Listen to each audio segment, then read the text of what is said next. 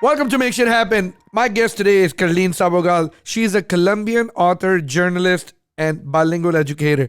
Kerlin, thank you for coming to the show. Thank you so much. I know you took a little long drive over here, but thank you. You're here now. Well, thank you. An honor to be here. Thank you for Thank you so much. The honor is all mine. So, Kerlin, before the show, I was talking to you about your story. I mean, it's an interesting one. You grew up in Colombia, in San Andres, which is the only Caribbean island in Colombia. It's owned by, it's governed by the Colombian government. Right. And you came over here 11 and a half years ago. Yes, that's correct. Because you wanted to study and have a master's degree in a language that you never learned before. Correct. So I wanted to, I'm going to give you a background of what happened, right? Okay. So when I was 11 years old in middle school, I was bullied by my English teacher. So that didn't allow me to learn the language properly. So I always have that barrier with me. And instead of just shutting down and being intimidated by what she was doing to me, I made it a purpose that whenever I could get out of my country or I finish my bachelor degree, I will pursue my master's degree in bilingual education in a language that it was not mine. Also because I wanted to help kids that have gone through the same, or maybe they were immigrants. So since I was 11 years old, I work every day for that dream. Really? Yes. And you wanted to do it in English because of the English teacher, I'm assuming. Yeah, I wanted to do it in English because what happened, as a matter of fact, when I was doing my bachelor's degree, I got a full scholarship to do my master's degree in Spain, and I didn't take it. Wow. And I didn't take it because my goal was coming to the States to do my master's in English, and that's exactly what I did. Because English was the dream since 11 years old. and it takes courage to learn a second language, right? And I wanted to prove myself, I guess, that I could do it. Yeah. So that's why I just, in Colombia, I never learned English. When I came here 11 years ago, I didn't know any English. The only word that I knew was hello. And then I just started learning from my peers, studying English and then working, interacting with other people, of course, that were not Latinos like me. And that's how I start building my language. And eventually I got accepted into grad school. That's awesome. And you did not just go to any grad school. You went to Houston Baptist University, which is one of the top colleges in the country. Yes, I did. I went to Houston Baptist University. I was so humble when they accepted me because the process to get accepted into grad school, especially when you are not from here and when English is not your first language, is harder than the others. And as a matter of fact, I graduated with honors on top of my class when I finished my master's in 2017. You must be a really good student. Yeah, I must be. Hey, so let me ask you, let's talk about your early life. Growing in San Andres, Colombia, how was life over there? It was a dream. It was a dream. It was the dream. Tell us about it. I know you Colombians are really proud of Colombia. I must say I'm proud to be Colombian, but living in the island was a totally different life than living in Colombia, right? Because we are outside of the map, but we belong to Colombia. So growing up in an island was the dream because the island had everything that we need. That's what I believe. I was part of the band, the music band of the island. I played clarinet for 15 years. I traveled Colombia playing for the band of the island. My dad was a police officer in the island, so everybody knew us. And life was so quiet and so peaceful. We never knew about any type of crime, to be honest. But in that time, now things have changed, of course, because many people have immigrated to the islands and things like that. But in that time when I was growing up, we didn't know about crime. It was peaceful. Yeah, you could sleep with your windows open. Even your car could be open and nothing ever happened. So it was the dream. And then there was playa, there was sol. Oh yeah, of course. And there everything was playa, sol, arena, todo. Yes. And white sandy beaches. Yeah, you're right. And also something that I really appreciate about the island that you don't see in other cities. You have been in Bogota and everything. when you go to big cities, you see the complete difference in social status, right? In the island, it didn't matter if you were rich or poor.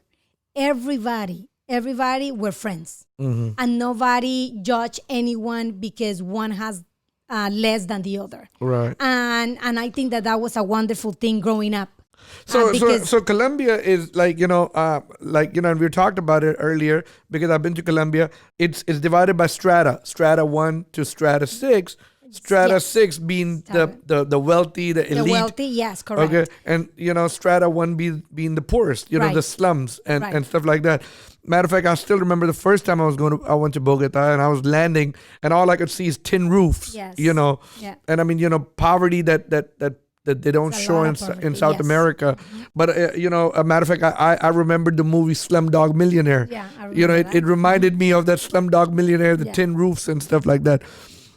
But so did they have the same thing in San So Andres? no, we growing up? didn't have that, and that was the most wonderful thing as a kid, seeing that, because we didn't categorize the people. Yeah. We were just one. We were just Icelanders, Okay. and we all share everything. And yeah, of course, like There'll be there the were, rich, like yeah. different type of schools. But the kids that belong to the high status or something, they will invite the other kids, and everybody hang out in the same places. So there was not too much of a difference. There was between us. There was not too much of a divide. Yes. Like in other cities of Yes. Colombia. Yeah. And I mean, people who don't know about that, I mean, Right. it's a shock to them. They're like, what? Strata 1 to strata 6? Strata 6 being... And it's very Yeah, it's very divided. Because very divided. Very Yeah. divided, yeah. And first time I heard about that, I was like, what? That's crazy. But that's what it is. And you told me earlier that if you're like in Bogota, what is it from From a street, if you are from a street 50 to 140, you're good. You're good. Under but if you're 50. 50 and below, Yeah. don't go there. Don't go there. Yes. You might end up being somewhere else. Right. And I still remember I went to Montserrate. Monserrate, uh-huh. So I went to Montserrate, and the taxi driver told me when I was going to Montserrate, he's like, put your phone in your pocket and don't pull it out. Yes. Right? Because that area before you go up to Monserrate is not that secure. It's not that secure. Yep. Yeah. And dumb me didn't even care. I was like, oh, it's okay. But it's okay. Many foreigners Nothing don't. happened. Nothing happened to me, right? I'm glad. So I'm glad. And you're an avid traveler. You said that you've traveled 35 cities and 15 countries. Yes, that's correct. And I'm a solo traveler too. You're a solo traveler. It solo takes traveler. a brave person to travel solo. Yeah, I think I mean when I think about it, I was just like, how did you do this? But I did it. I mean, I just literally, like, that's just me. Uh-huh. I just literally, if I want to do a trip, if it takes some planning, I'll do the planning. But it's something that I can do like in a week. So I literally can grab my bags and said like, okay, I want to go here. If I have the time and my son is taken care of and everything, then I'll go. So you go to you've been to Europe, Asia. I've been to Asia. What is your favorite Europe, country in Asia? Thailand. Thailand. Yeah, Oh, Thailand. yes. I would love to go to Thailand. On my and bucket I went list. to Phuket. Yeah. Phuket. Phuket. Yeah. It was amazing. I went there to work with some rural teachers Uh-huh. of Thailand, but also like I make it as a personal experience as well. So That's and awesome. the food was delicious. Oh The food my was God. delicious. Oh my God, yes. So you've been to Phuket. Where in South America did you go? In South America, I had been in Ecuador, Peru. So since you are from South America, what other country besides Colombia is your favorite? No, I would say that I like the Caribbean. You like the Caribbean? Yes, I love the Dominican Republic. Oh, you love the Dominican Oh my Republic. God, yes. Dominican is nice, and It's beautiful. it is beautiful. It is beautiful. I mean, I love Punta Cana. I've been to Punta Cana. I've been to Santo Domingo, But there is also a lot of poverty, a lot. and education is a huge deal that it needs to be worked on, and that's why we have a pilot project. So you have a pilot project. Like, let's talk about this. You said you go travel, and sometimes when you travel, you also do a lot of work. Yes. Okay. I do. Tell us about that a little bit. So when I start, as I was mentioned to you before, I start my traveling journey as a healing process, right after my divorce. But then that was the first, I guess that was my first goal. But then when I start traveling, I made it into a whole other purpose, which was like help the kids in needs in each country. So every time I choose a country, I go and I contact the schools in areas that I know there is a need. And I just go there and observe the schools. Sometimes they will let me work with them. Sometimes they just let me observe. And I would just take some things with me and work with the community and everything and just contact the school by myself. I did another project in Costa Rica, which was very interesting. And that was a bilingual project too. And I decided to start to open a pilot project in Dominican Republic because I went there for a vacation. My best friend is from there, but I went there to take vacations, and I saw the need that they have and the poverty that nobody pays attention to. I mean, everything is important, but education. So tell us, you say your pilot project that you do. What do y'all do? How do you help these people? So it's part of the Courage to Be. There's a nonprofit that I founded in February last year. Okay. And we have 3 pillars. I almost said that we help them with school supplies so they can go back to school with everything they need. We have social emotional workshops, and we are building a program for technology because we want them to be connected to the world. Okay, so those are the 3 things that you. So what you are doing, right? What your nonprofit, which is the Courage to Be, BEE, right, is help them with school supplies, so backpack, pencil, paper. Yeah, so they can have all the tools they need to go back to school. And then we create workshops for them. So we actually go and give them the supplies and everything, but they also have a 1-week workshop with us. Okay, so 1-week workshop. Yeah. And then also you're working on technology. So yeah, we're working on technology. As we grew, of course, we want to partner with big companies that we can have access to Chromebooks, to iPads, and to digital learning, digital libraries, to donate to the schools that we choose and different parts of Dominican Republic, because now we are in Santo Domingo, but we are planning to go to the rural areas, which they need us the most. And rural areas need people more than any other places because, it's farther from the city. And, third world countries, rural area is a lot different than the United States rural area. It's a totally rude awakening. These people... and in Dominican Republic, talk about rural areas, they don't even have restrooms at some of the places, right? Right, yeah, they don't have anything. They still use holes. So, exactly. So, we want to open these students. Their youth at risk, right? Because their life can turn left at any point, at any time. So, because I'm a firm believer that education do change the path of a person's life, because it has changed mine. We want to impact these kids there. So they have a chance through education. Yeah. Because that education is a way out of poverty. It's a way out of everything, right? It's a way out of everything. And if they have that choice, maybe the governments or someone, they don't have mentors there, then we give them a choice. Awesome. So, and that's a very nice thing that you're doing. But what made you, get to that? Tell me that. Okay, so because I'm just thinking. You just got out of a divorce. You're like, I'm gonna enjoy life. That's what a lot of people think. Because you're a young woman. You're like, oh, I got a little kid. I'm just gonna enjoy my life. I'm gonna go travel. I'm gonna go party. I'm gonna go do some salsa dancing. Well, but what made you want to go to schools and help these kids? I think that that's my purpose in life. I think that I discovered my purpose. And when I discover my purpose, besides doing other things that I enjoy, like you said, I decide that my purpose will be to change the life of any kid that I can. The youth, especially because when you're a teenager, you have mentors or you have people that you talk to that change your life forever, in a good way or in a bad way, right? So I said, if I can impact these kids, then I will make my life. This is my life purpose, and I will do it. What makes me do it? Because I was that kid. I was that kid sitting down in a classroom in Colombia. and I was always so eager to know about the world, right? And I always pay attention to people that could be mentors to me or something to open my eyes to something more than my island or Colombia, right? To tell me more what's going on in the world. So because I grew up thinking like that, I said, I need to be that person for those students. So someone needs to open the eyes to them, to the world, and they will know that the world is bigger than where they at. So because of that, because I was that kid, my personal experience, and then of course, when I came to the States and I started my master's in bilingual education, I just decided that I will dedicate my life to work in education and I will impact as much as I can. At first, I thought that it was just being a teacher or just working for a school district, but then it became bigger when I saw the possibilities of what I can do with my influence.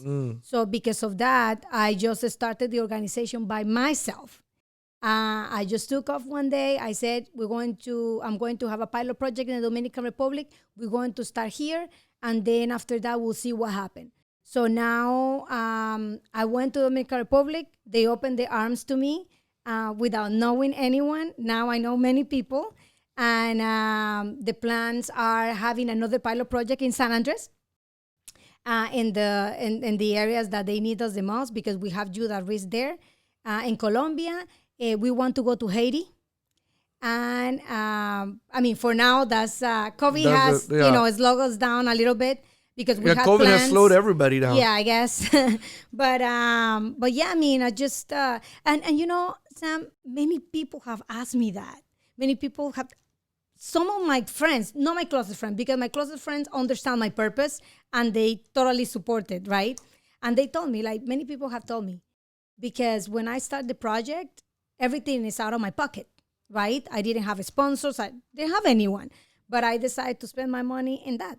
Whatever extra I have, instead of going shopping, I start doing the organization and buying things for the students and everything. So many of my friends have told me, like, why are you doing this? Like, you could be enjoying your life. You're young.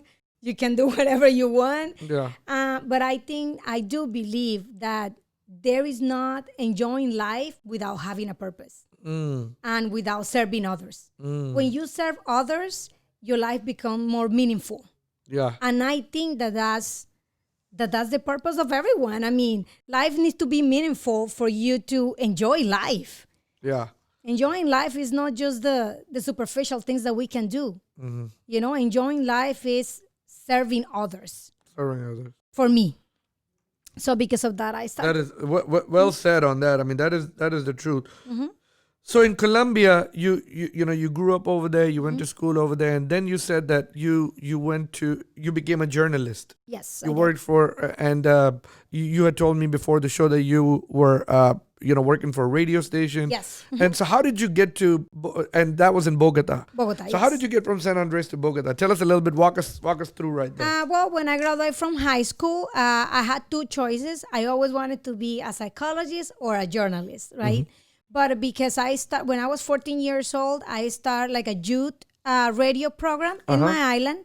And because of that, and I started writing from like teenagers magazines and everything, I just decided that I was good at it. So I said like, okay, well, then I'm just going to journalist school. Start writing. Yeah, exactly. So I decided to become a journalist because of that, because it's one of my passions. Okay. So then I got a full scholarship for 5 years from an organization because I graduate, how you call that here? I graduated with honors, but valedictorian. AP valedictorian. Valedictorian. Okay. So I graduated valedictorian in my high school, and then I was... You got a scholarship. They gave me a scholarship for 5 years, full scholarship in a private university. And how old were you when you graduated? University. High school, 16. So now 16 years old, you left your parents. Yeah, for sure. And you go all the way over there to another, I'm talking about, this is not close by. You're talking about an island that has 18 kilometers. Right. Okay.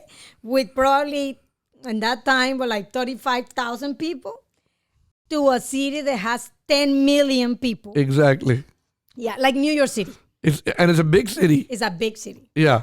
So I don't know. I just did it. I was 16. I moved, packed my bags.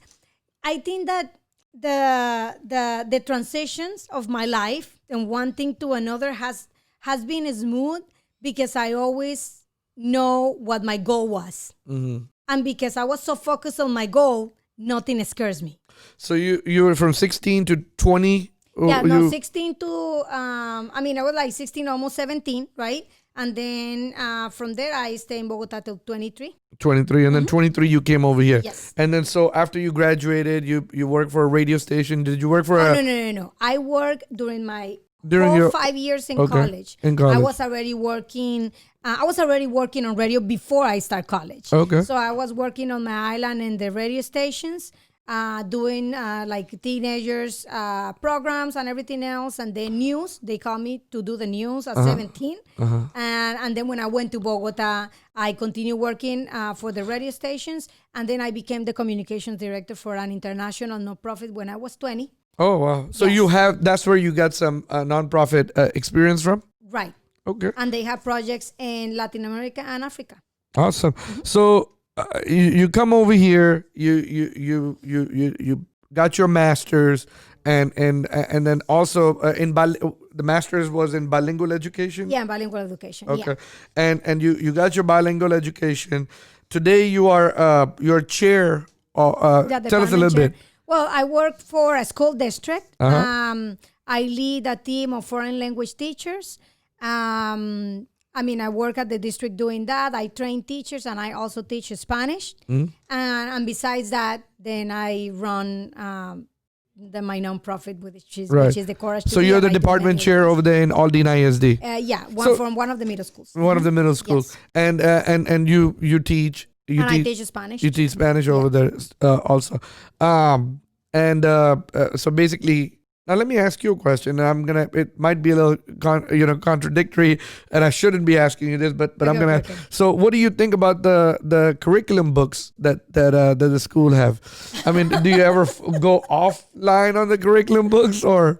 Yeah, well, the good thing about teaching languages, and this is the reason why I teach language, no another subject, is that we need to teach authentic materials. So we have the flexibility of teaching the kids with authentic materials from all over the world. So our curriculum is there, but we manage our curriculum as we want. As we please, right? Because we need to offer them authentic materials that they're not writing. Actually, like from experiences, right? So that's the good part about teaching a language now and the curriculum that we have now in the district.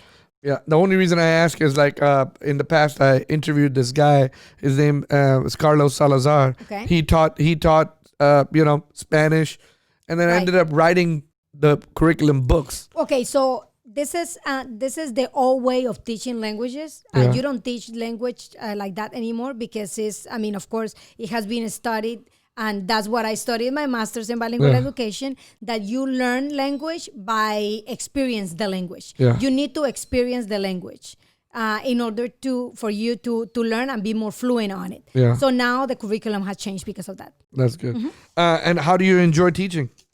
I do enjoy it. I enjoy the most interacting with the students and just changing their lives. They always remember me. Yeah.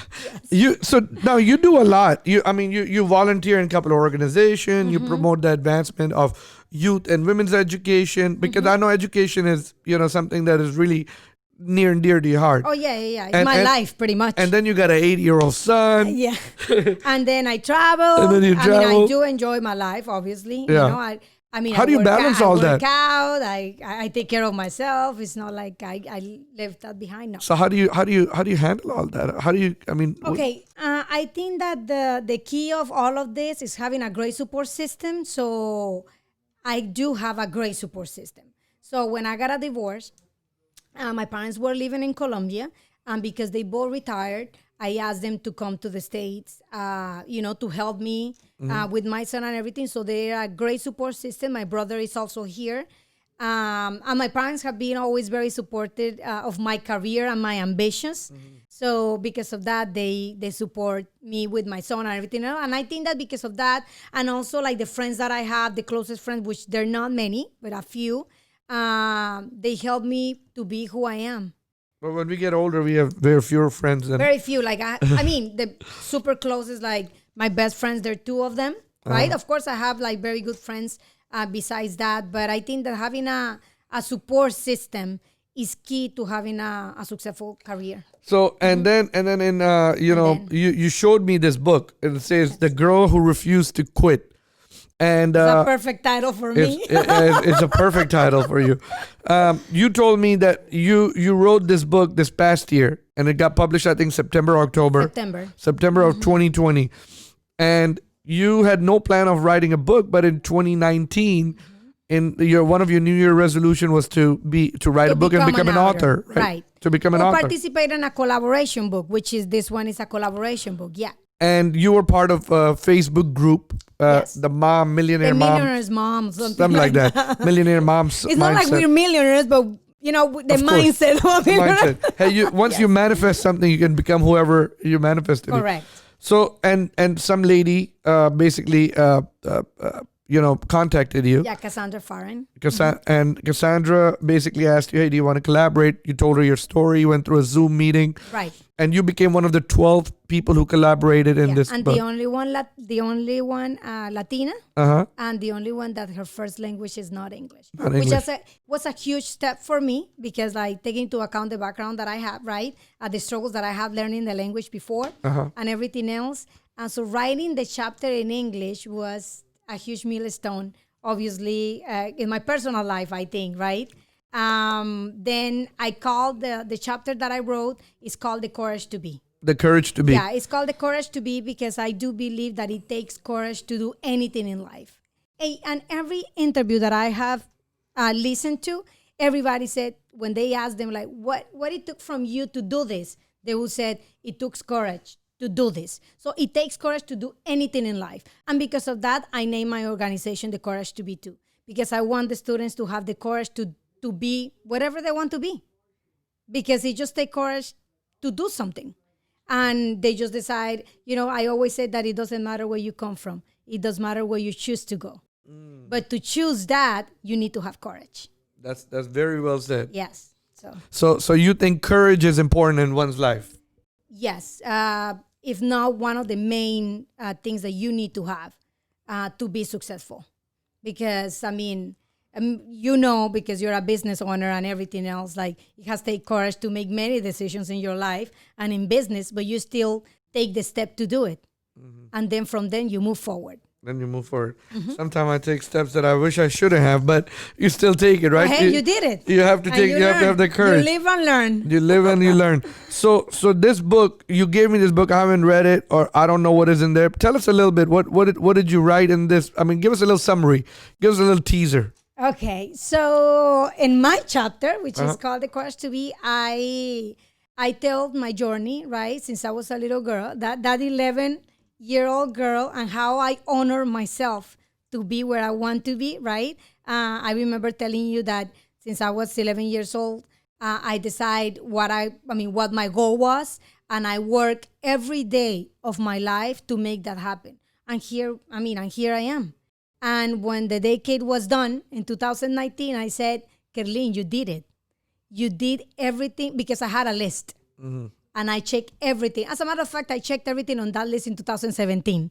So 2 years before the decade was over. But when the decade was over, I add pluses, which was like traveling the world, being in Europe for 6 weeks by myself, solo traveling, so I add things to it.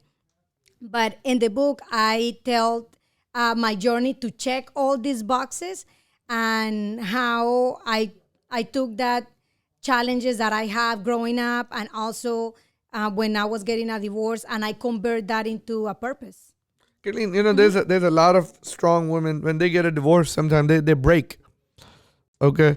And and you said you needed to heal. Right. But a lot of people just use excuse. Okay, so healing is different for everyone. I understand that, right? Some people are stronger than others. That's a fact. But I do believe that everybody needs healing after such an event in people's life, like a divorce, right? So I do believe that everybody needs healing after a divorce.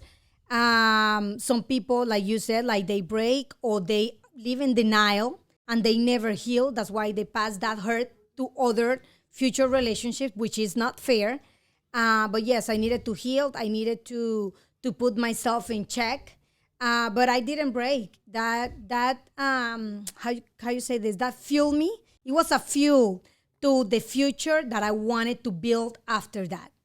I mean, like you said, sometimes you wish that you wouldn't make, some decisions that you have done in the past, but you did it. And that's how I saw my marriage and my divorce. Like I took that decision. I got married. It didn't work out. Then now what?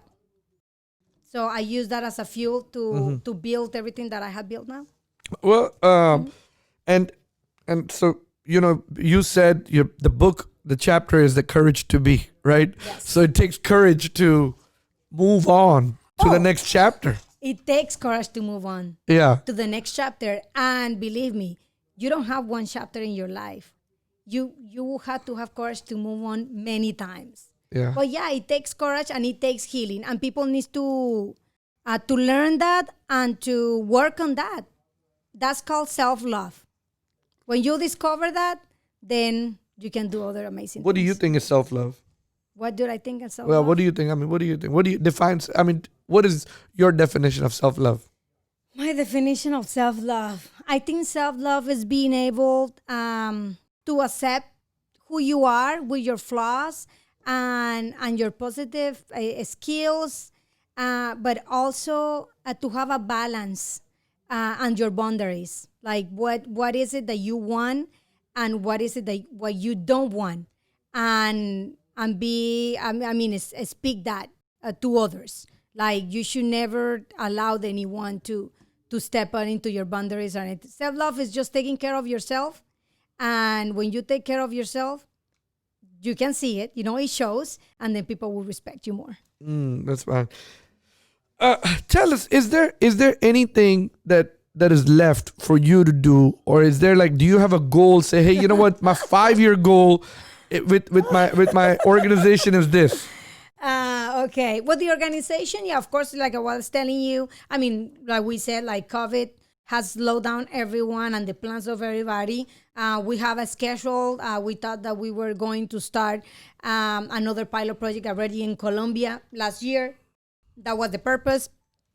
And then this year we wanted to go to Haiti. But because of COVID, we haven't even been able to go anywhere. Like Dominican Republic, to go back there and everything. The schools are closed in Dominican Republic. I mean, it's a huge deal. So I think that we're taking it one day at a time. But the plan in the next 5 years, I think, is growing the organization, right? Setting these programs and these pilot projects in Dominican Republic and the rural areas. Go to Colombia, to the island, and maybe to Cartagena. And also have one pilot project in Haiti. I always say, well, that will take me 5 years, but you never know. That probably will take me 2. Like I say with the book. Yeah. I one time listened to this, I can't remember his, Sal Khan. He's, he has this online course or whatever. And I mean, and the journey that he was talking about, how difficult it was, and things got really hard for him because his passion was, this education thing. And I commend people who do the education thing because, you can do anything, but you decide that you want to do the well-being of others, make a difference in the world. Have you thought about reaching out once, at what point you think you might reach out to, companies, organizations, donors? Oh, well, I was thinking of doing it this year. I mean, this year we're planning to start, like I told you, I started this by myself, but now I have a team of 4, which they all, of course, volunteers, but they're very great professional people in their fields. So we're thinking of start reaching out this year, even though the projects, are... Is on a pause still. Yeah, exactly. So we're going to start targeting the companies that we want to work with. And of course, the companies that want to, they believe in our purpose, right? When they get to know us and everything, and they say, okay, yeah, we want to help students in Latin America and the Caribbean, then that's I guess the plan for this year. Yes. Gotcha. You ever thought about partnering up with other organizations, or right now you just want to carry your own? Oh no, we project? have. I mean, we have doing small events. We have partnered with other organizations doing small events, but partnering for our projects, yeah, it might happen in the future, especially with for the companies that have already organizations that are pro education. Doing something pro Yeah, education. doing something pro education. So I think that we'll be interested in partnering with them. Okay.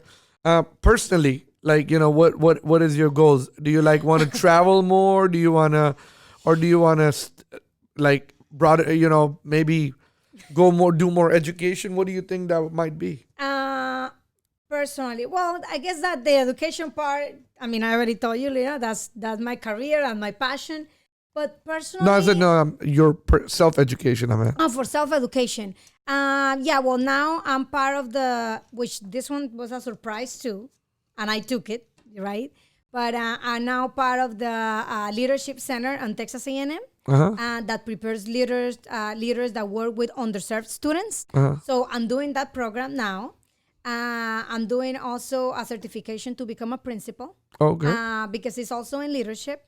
And I wanted to have that under my belt. I don't know if I'll become a principal one day or not, but I think that give me the right tools to lead my organization and also when I visit other schools in Latin America. Okay. Right? Yeah. And to become a mentor or to become like a professor, right? Gotcha. To prepare other teachers to serve those underserved students in the Caribbean and Latin America. So that's one of my purpose. I mean, self-education.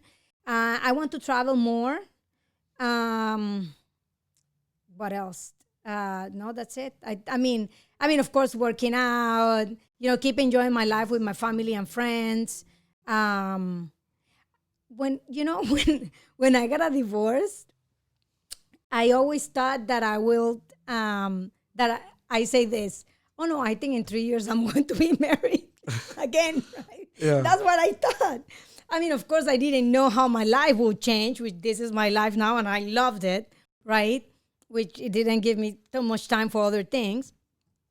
But many people have asked me if my personal goal is getting married or having more kids one day, and I don't have that like in the radar, maybe. No. Right now, your goal, you're focused on, hey, this is the courage to be is my organization. Yeah, of course. I mean, and I want to have that. a personal life and everything else. Of course. And my goal is, of course, finding a partner that believe in what I do, right, and support me all the way through. Yeah. And that has been very difficult because sometimes it intimidate people, everything that I do, and I understand that and I respect that. But one of my goals eventually is that. Yes. Eventually is that. Are you planning on maybe collaborating or writing another book? Maybe. Okay. Yes. So Cassandra, which was the editorial house that called me, the owner. She did talk to me last year about writing my own book. So we are in conversations to see if we can write a book by next year. So yeah. I mean, we'll see what happens. But yeah, there is a plan of writing my own book. Right. Oh, that's congratulations. Well, I don't know which one. I have 2 titles and 2 subjects. I mean, 2 topics, sorry. So I don't know which one going to be, but we'll see. You'll see. All right. Or I might just write both. Oh, you might just write both. You never know. The more the merrier, right? Exactly, yes. Kerlin, I'm coming towards the end of our podcast right here and this episode. And I always ask, everyone this question: if today was the last day of the world, and let's say you lived up to 90, you're 100 years old, you did everything you wanted to do, you changed, you made a lot of difference in a lot of kids' life and youth, but you're about 100 years old, and today is the day that you're gonna, pass on from this world and go to the next. But everything you did, every podcast, every video, every book you wrote, you have to leave it over here, or it got destroyed. And the guy who's at your hospital or wherever you are at the bed, they come over there and they say, Kerlin, write 3 things. There's a pen and a paper. Write 3 things. 3 things for your future generation, your kids, your grandkids, and the future world. 3 things that you can write. And it can be your 3 truths, it can be your 3 advices, it can be 3 ways to live life, right? What will it be? I have it very clear. Okay. Show up no matter what. Serve and live in gratitude. All right. Show up no matter what. So here, explain it to us if you don't mind. Show up no matter what. And what does that mean? Something that I have learned in everything that I have done is that you need to have the courage of showing up. You need to show up. For things to happen in your life, you need to show up. You need to show up for your family. You need to show up for your friends. You need to show up for your career. You need to show up for your partner. If you don't show up, things will never build in the way you want them to be built, because it requires for you to be present. So that's one. Number 2 was serve. Serve others, like I told you. I think that serving others give meaning to life, and it does make a difference. And number 3? Gratitude. You need to live in gratitude in the small and in the big. Living in gratitude open your heart to have a joyful life, even in your hardest times. So if you learn to live in gratitude, your hardest times are not going to be that hard, because you're still grateful for what you have in that moment. Very well said on that one.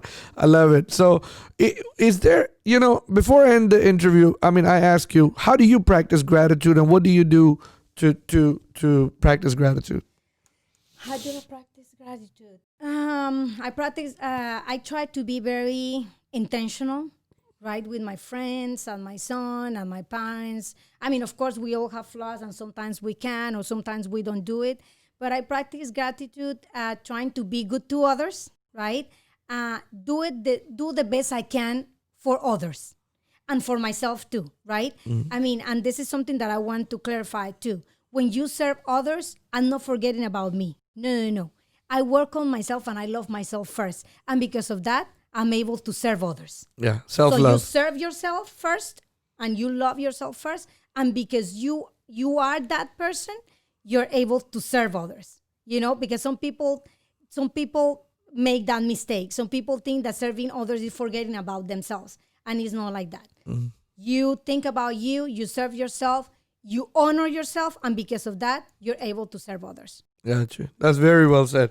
Kerlin, I want to thank you for coming over here. Thank you for donating your time to us. Thank you for telling us your story. Thank you for giving us, the courage to be. The courage to be. Courage to be. I wish you good luck. I wish one day, your organization will grow bigger. I would love to, to see you again when you write a second or a third book. Yeah, for sure. You'll see me. And hopefully, get you back over here, talk to you again, and in a year or so when COVID has passed and you have built and you grew your organization.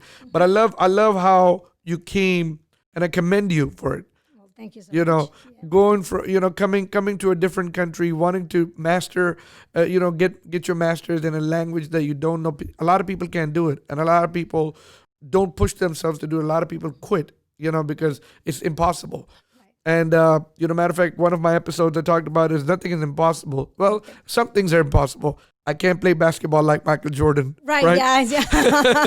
Right. But at the same time, if about mastering an art, learning a different language, everything is possible. You just need to keep your mind on it. But I always say that everything that you think that is possible, you need to make it happen. You need to make it happen. That's why you make shit happen. Correct, right? That's why we make shit happen. Thank you so much. Well, I appreciate it. Thank you. I Thank you appreciate so this. much.